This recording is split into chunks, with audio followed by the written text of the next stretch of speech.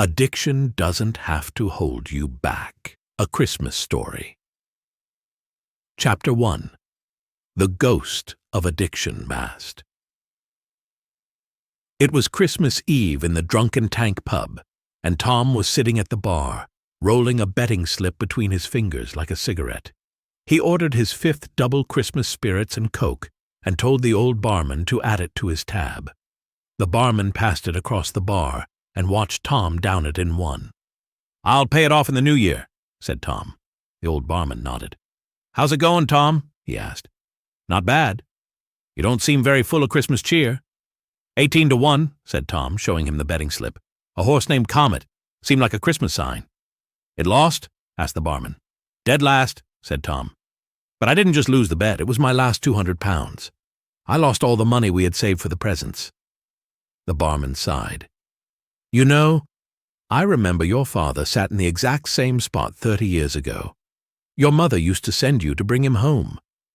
Tom froze like the winter frost, his hand tightening around the glass. "He never came, though," he said.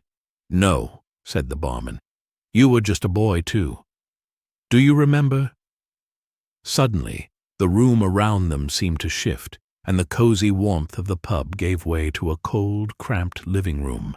There was Tom, a small boy, just like the old barman said, sitting on the floor by a bare Christmas tree, watching as his father stumbled through the door, reeking of booze, his pockets empty. His mother was in the corner wiping away silent tears. There was no Christmas turkey, no presents. His father had gambled away every penny they had. "Your dad?" said the old barman softly. "He struggled with addiction, didn't he?" Tom nodded, his throat tight. "But you never drank, did you?" said the barman. Tom smiled bitterly for a moment. "I didn't want to be like him," he said. "I wanted to be a good husband and a good father." The scene shifted again, and now Tom was standing in a small but cozy flat. There was a tiny tree in the corner with cheap twinkling fairy lights wrapped around it. Tom saw himself and his wife sitting on the sofa, her hand resting on her pregnant belly. He watched himself open a gift from Claire and laughed when he saw the small wooden frame with a picture of the scan of their unborn child. "You had hope back then," said the barman. "It was a fresh start," said Tom, "and a family of my own." The cozy flat disappeared, and suddenly Tom found himself standing at his father's funeral. The day had been cold, gray, and unforgiving, just like the man they were burying. He stood in the rain, numb to the words spoken over the grave. "That was the day it all started again, wasn't it?" the barman asked quietly. Tom nodded. "I'd held it together for so long. But when Dad died, it all came back. The memories, the anger, old wounds that I thought had healed long before. I started, a drink here and there, the occasional flutter, just to take the edge off, just to forget. Before I knew it, I couldn't stop. 'It's the most wonderful time of the year,' said a voice beside him." Chapter 2. The Ghost of Addiction Present. When Tom looked up, the old barman was gone, but there was a young man sitting at the bar next to him, drinking some kind of Christmas cocktail with a sparkler in it. "What's that you're drinking?" Tom asked him. "A cranberry carol," said the man. "What's in it?" "Cranberries." "Any alcohol?" "No," said the young man.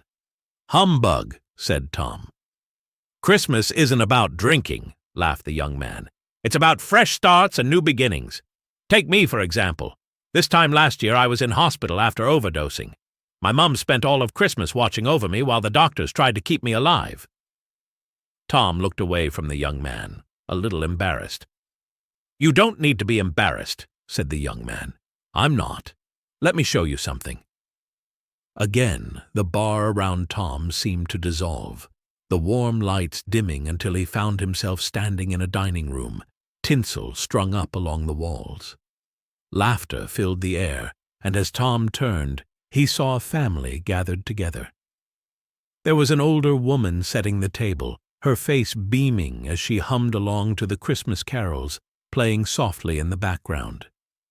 A man sat in an armchair, smiling at the children playing all around him with Santa hats and antlers on their heads. "They're waiting for someone," Tom said, noticing the empty chair by the table. "They're waiting for me," the young man beside him said softly. "Your family?" The young man nodded, watching the scene with a quiet smile. "They didn't know if I'd even make it until this Christmas.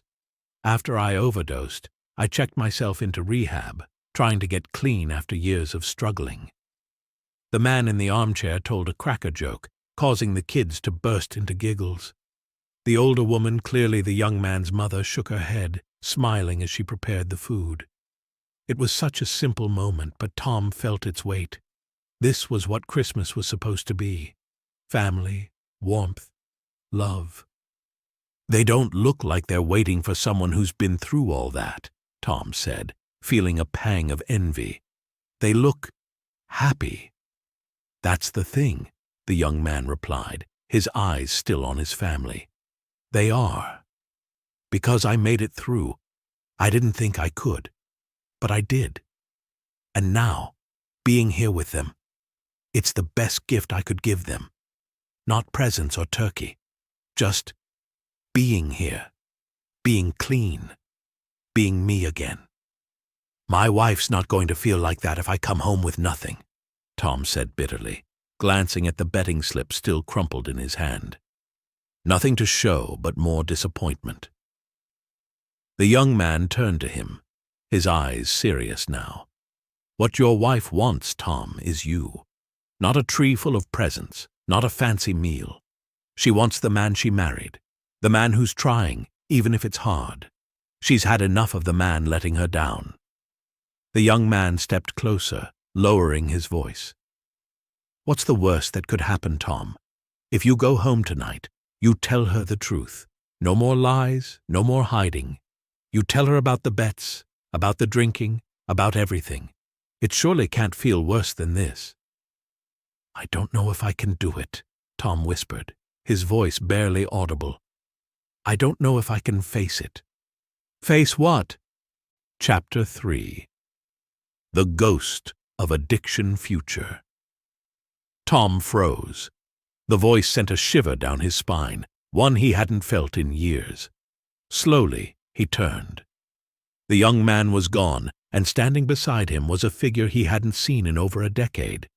It was his father, pale and gaunt, the same as the last time Tom had seen him as he lay in his coffin. "You?" Tom whispered, his voice trembling. "You can't be here." "I'm here, Tom," his father said softly. "I spent an awful lot of time right here." "I know you did," said Tom angrily, "until I had to bury you." "How was that day?" asked his father. "How do you imagine?" said Tom, standing up, his fists shaking. "Something like this," said his father with a sigh. The pub disappeared again, and they were standing in a churchyard. It was cold, the sky overcast, the winter wind howling through the trees. Tom's eyes widened as he saw a group of mourners gathered around a fresh grave. His heart sank as he recognized Claire, standing beside a young boy, his son. Whose funeral is this?" Tom asked, though he already knew the answer. His father nodded toward the headstone. "Tom Harris, 1979, 2024, beloved husband and father." "You're dead, Tom," his father said, his voice rough but steady. "Drank yourself to death. Left them with nothing but broken promises and a mountain of debt." Tom's heart dropped as he read the inscription. "Your son will have his first drink at the wake," said Tom's father, gesturing to the small boy, hugging his mother's legs. "The first of many, maybe. My illness passed down to you and to your son and on and on." "No," Tom whispered, feeling his heart shatter. "It doesn't have to be like this, Tom," said his father. "This is what happens if you don't change. But there's still time. Do you understand? Time for you to do things differently." The scene began to shift again, the bleak churchyard fading away. In its place, Tom found himself standing outside a rehab center. He watched the doors open and out walked a familiar figure, himself. But this version of Tom was different.